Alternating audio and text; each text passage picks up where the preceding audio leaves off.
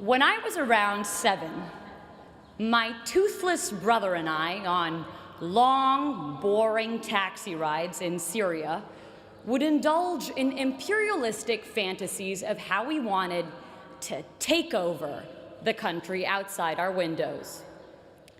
My parents would quickly crush these imperial conquests by warning, "Shh, you'll get taken by Secret Service if they hear you." The walls everywhere, we were told, could hear our revolutionary ideas and would send us to prison. Whereas children here had ghosts and the boogeyman, our equivalents were our governments. Fast forward to 2010. When I first got here, someone told me, if Harvard shut its gates, it could be its own country, just like the Vatican. As I've walked through this place every day for the past 4 years, I was struck by how true this idea was. I saw it everywhere. The Harvard Nation. I saw it in the big and obvious things. We had our own version of the Statue of Liberty, the John Harvard statue, our own embassies, the Harvard clubs of Boston and London, a tax collection agency, the Harvard Alumni Association, and an endowment larger than more than half the world's countries' GDPs. We also had our own diplomatic passports.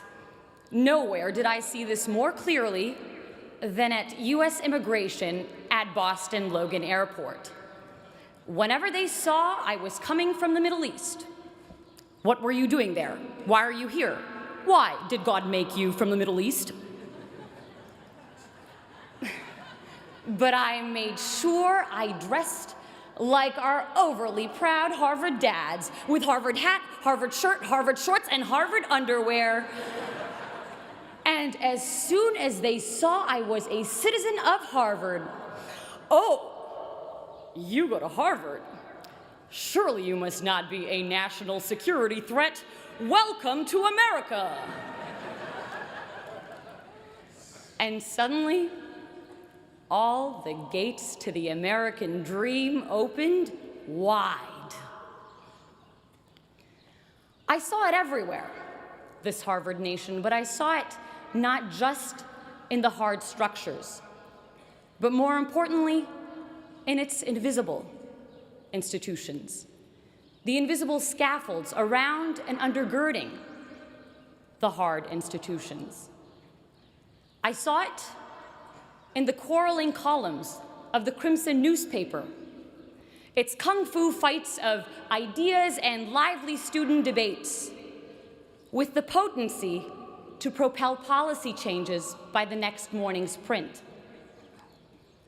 I saw it in our cluttered bulletin boards, bustling with life, with announcements of student-led conferences, Broadway-worthy shows, and dorm room projects turned world's next Facebook, smothering each other for our cursory glimpse.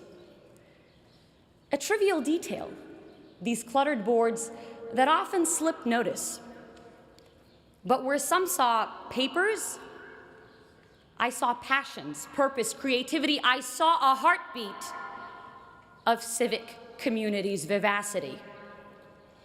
My parents' countries were places where institutional dysfunction killed off this social dynamism and vibrant productivity, and so I felt acutely here the value of civil society and living, breathing institutions.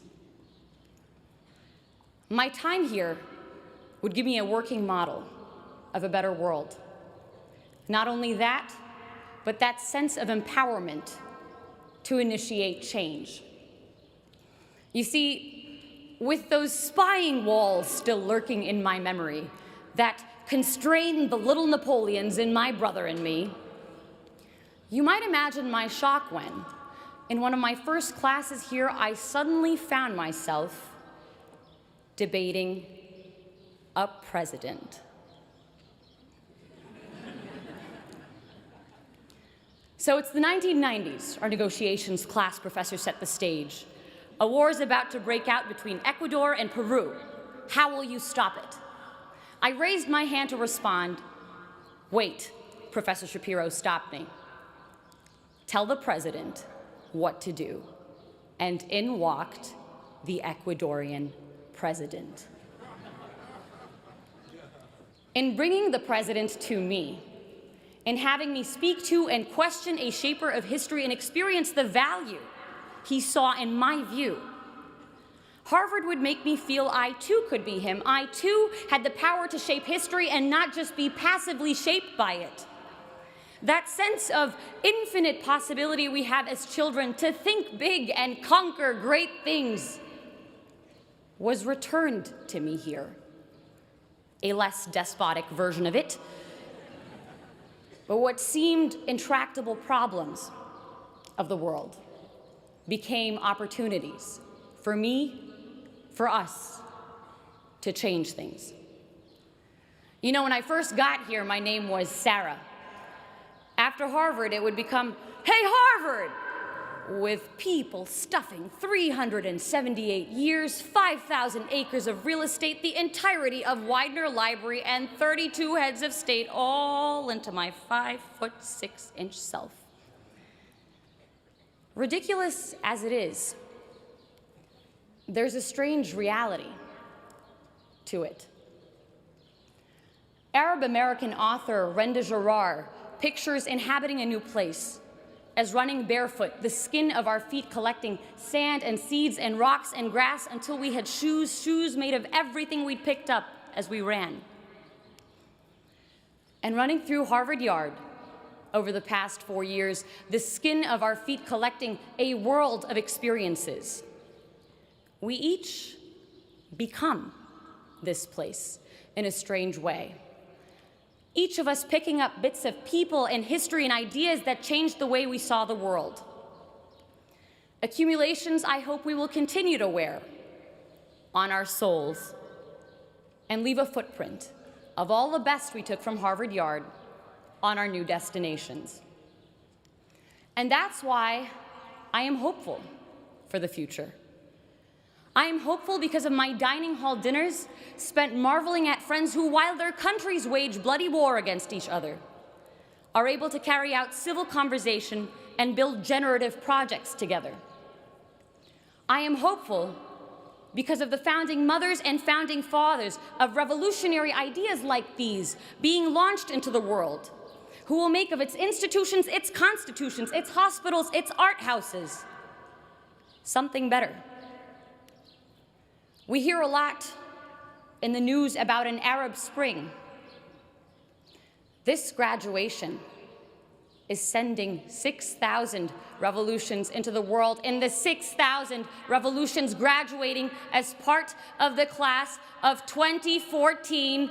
If we take those revolutions, those great ideas sparked behind Chipotle burritos and Starbucks coffee cups in our version of Tahrir Square, Harvard Square, out with us into the real world, into the real Tahrir Squares, and make something of them.